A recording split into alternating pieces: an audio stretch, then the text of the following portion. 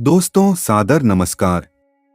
स्वागत है आप सभी का एक बार फिर से हमारे चैनल शिवम सुंदरम पर। दोस्तों आज हम आपके लिए लाए हैं एक ऐसी ज्ञानवर्धक कहानी जिसमें माता पार्वती ने भोलेनाथ को ही मुसीबत में डाल दिया। पहले एक अपील करते हैं, कृपया चैनल को लाइक और सब्सक्राइब जरूर कर देना। दोस्तों यह कहानी सुनने से कलयुग का प्रभाव कम होता है, तो यह कहानी आपको जरूर सुननी चाहिए। दोस्तों एक समय की बात है, माता पार्वती और भोलेनाथ कैलाश पर्वत पर बैठे थे कि तभी माता पार्वती बोली, है भोलेनाथ, मृत्यु लोक का भ्रमण किए बहुत दिन हो गए, तो चलो ना मृत्यु लोक घूम कर आते हैं। आप भी भक्तों के हालचाल जान लेना और मैं भी मृत्यु लोक घूम लूंगी। चलिए ना प्रभु चलिए। माता पार्वती जिद करने लगी तो मित्रों भोलेनाथ ने कहा, ठीक है, पर तू वहां जाकर कोई बात की जिद मत कर लेना। माता ने कहा, ठीक है, मैं जिद नहीं करूंगी। तो सज्जनों, माता पार्वती और भोलेनाथ मृत्युलोक भ्रमण पर निकल पड़ते हैं। चलते चलते वह एक गांव के पास से गुजरते हैं तो वहां एक बड़ा सा वटवृक्ष था और उसके चारों तरफ एक गोलाकार चबूतरा बना हुआ था। उस चबूतरे को भगवान शंकर प्रणाम करते हैं। तो माता ने सोचा, जो भगवान देवों के देव महादेव हैं, इस संसार में सबसे शक्तिशाली है, वह इस चबूतरे को नमन क्यों कर रहे हैं। भोलेनाथ चबूतरे को नमन कर आगे बढ़ जाते हैं, पर माता पार्वती वही खड़ी है। भोलेनाथ ने पीछे मुड़कर देखा तो पार्वती चबूतरे के पास ही खड़ी थी।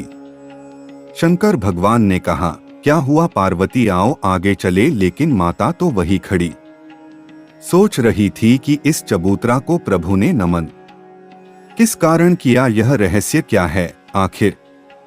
माता ने पूछ ही लिया कि प्रभु यह रहस्य क्या है, इस चबूतरे को आपने नमन क्यों किया। तब भगवान शंकर बोले, यह तो कोई रहस्य नहीं है पार्वती, यह तो पंचों का चबूतरा है।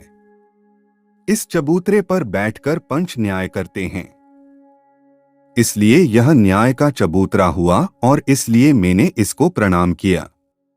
माता ने कहा, प्रभु इस चबूतरे पर सच में न्याय होता है।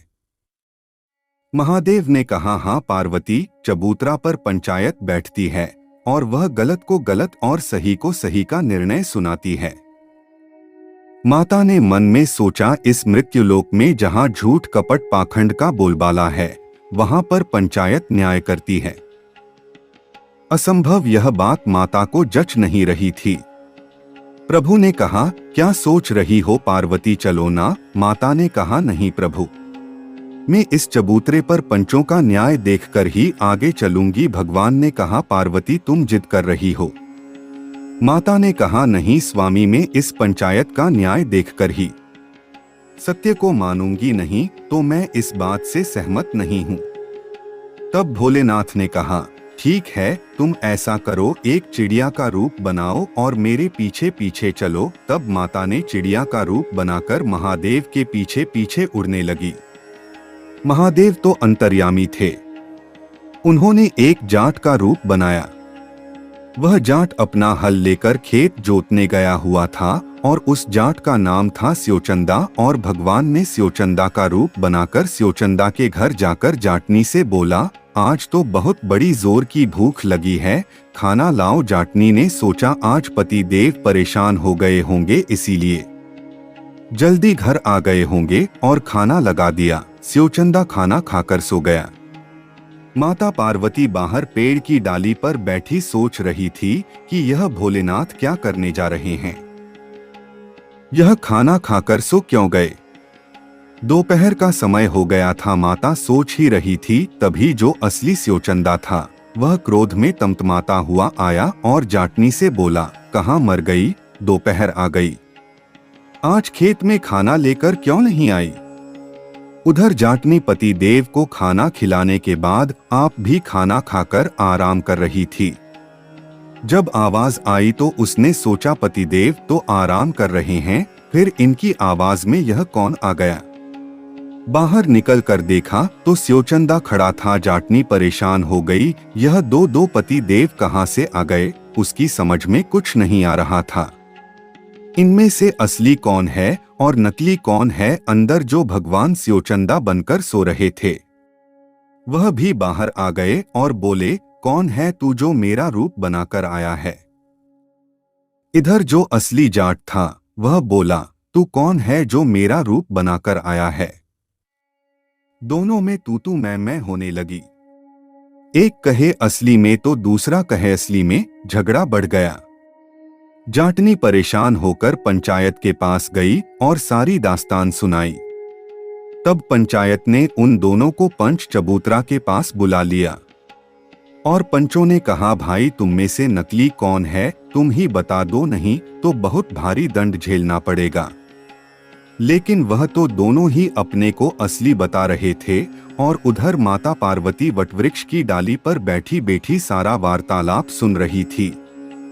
तब पंचों ने एक मिट्टी का घड़ा मंगवाया और एक पंच ने खड़े होकर बोला, तुम दोनों में से जो भी इस मटकी में 3 बार अंदर जाकर बाहर आएगा, असली स्योचंदा वही होगा। अब असली स्योचंदा ने सोचा, हो गया कल्याण, इसके अंदर जाना तो दूर, इसमें तो मेरा हाथ भी नहीं जाएगा। यह कैसा फैसला है? उधर शंकर भगवान तो हाजिर बैठे थे। बनाया छोटा सा रूप और मटकी के अंदर गए और बाहर आ गए, फिर से अंदर गए और बाहर आ गए। इधर स्योचंदा दुखी हो रहा था। घर बार भी गया और घरवाली भी गई। यह तो कोई बड़ा जादूगर लगता है, सोच सोच कर मरा जा रहा था। तो मित्रों, जब शंकर भगवान तीसरी बार मटका में घुसे तो एक पंच ने उठाकर मटका पर ढक्कन लगा दिया। शंकर जी अंदर फंस गए और पंचों ने गांव वालों से कहा, एक बड़ी सी चिता तैयार करो और यह जो कोई भी भूत प्रेत जिन आत्मा है इसको जलाकर भस्म कर दो, नहीं तो यह किसी और को परेशान करेगा।